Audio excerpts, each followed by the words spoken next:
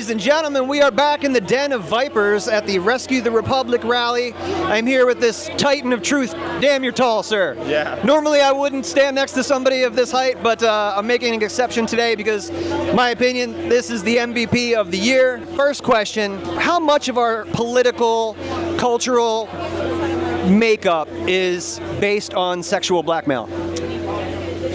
You're jumping right in. Fucking a lot of it. I was just saying in my last interview that I talk a lot about organized crime in my reporting and my kind of digging into history, because I think that that's the most important part of history that's left out, because it has been running more and more and more of our country for years now, and based upon what we've seen with Epstein and no arrests and no conviction, and based upon what we're seeing with Diddy right now, it's becoming more and more clear that all of the most powerful people are engaging in blackmail culture, and blackmail culture is not an isolated, it's not one guy running a business, it's not one thing there. It requires an entire industry trafficking people to supply it. It requires an entire industry of captured justice and protection in order to keep it safe, and it requires an entire media organization to smear anyone that gets after it. And we've seen evidence of all three of those pieces for the last decade or more. And so where I'm standing, it's far more likely that the entire political establishment is based on sexual blackmail than that it's not. And the really dark part is that people think of that as just sexual blackmail, but like the ultimate truth of it is when you start to look into what snuff films are and what's on the dark web and what like that whole dark industry does, it's more than just sexual blackmail. It is also murder blackmail. It's also criminal blackmail. It's everything you could ever imagine. It is fucking dark. The revolving door between Hollywood and acting and fashion and human trafficking is really just one thing, man. Yeah. And I've learned a lot just from you based on this stuff, man.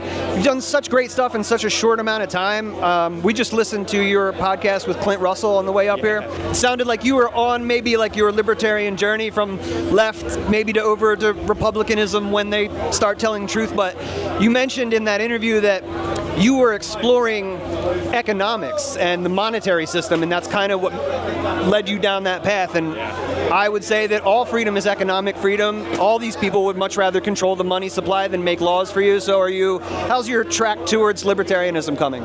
You're exactly on point. I don't really worry about classifications. I just worry about questions and learning. But you're absolutely right that everything traces back to money. It always traces, because money, humans don't think of it in the same way that fish don't think about water, because money is just the medium by which we all interact. Like money is the way that we exchange goods with people that we don't inherently trust. The moment that you're exchanging anything with someone outside of your family, you need some way to create trust, and money has always been a technology that allows that. And nowadays we don't even think about that.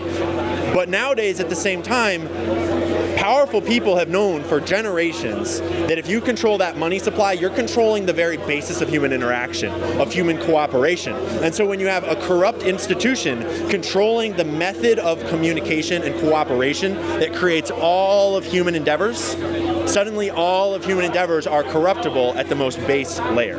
So basically, buy Bitcoin, hold Bitcoin, maybe some gold too if you're into it, learn about that money and seek your own version of an alternative solution.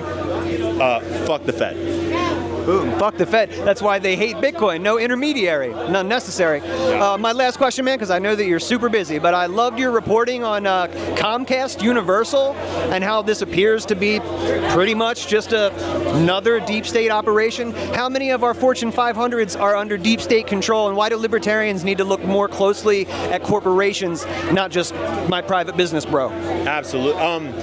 It's hard to give a definitive answer because public corporations, we get a lot of views in and we can see a lot, but we only can judge the people that are put in charge of them based upon what they show the public, based upon the opinions they express. But the bottom line is that the financial industry is the top owners of all of the Fortune 500 companies except for GameStop and maybe one or two others. And that means that those financial institutions like BlackRock, Vanguard, JP Morgan, etc., they are the ones selecting the board of directors of all of those companies. The board of directors is the ones that hire all of the executives. And so they are putting their corporate club, their cronies, maybe blackmail people, maybe people that are doing favors for each other, I don't know, but those are the people that are running all these companies the way they are. And when we look at the Fortune 500, basically all of those companies are killing us, poisoning us, censoring us, lying to us, extorting us, maximizing profit, minimizing human value and resources. And so the way I see it, guilty until proven innocent is my base mode of operation, basically. And I still look for innocence, but usually I don't find it. Beautiful, man.